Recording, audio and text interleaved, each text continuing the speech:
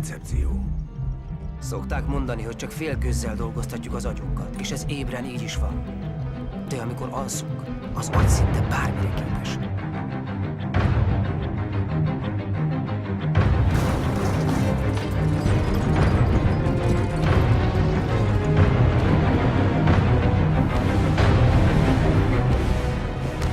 Minden álom valóságosnak tűnik, amíg benne vagy. Csak mikor felébredünk, akkor döbbenünk rá, hogy valami nem stimmelt.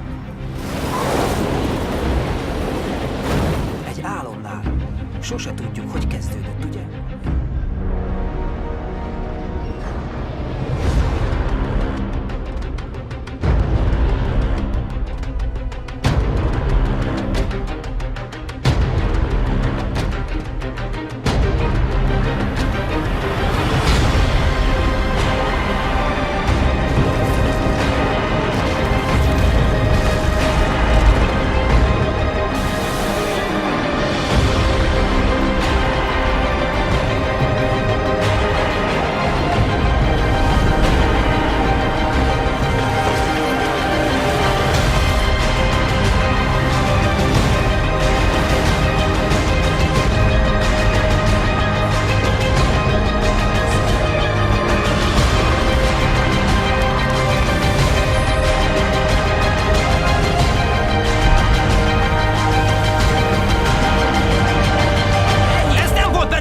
Szállító haldoklik, nézd meg! A feladatunk a személyi védelem egy egészen különleges módja.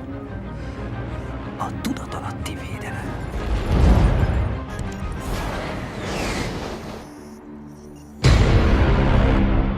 Igen, így van.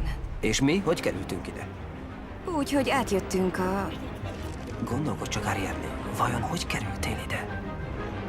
Mit gondolsz, hol vagy?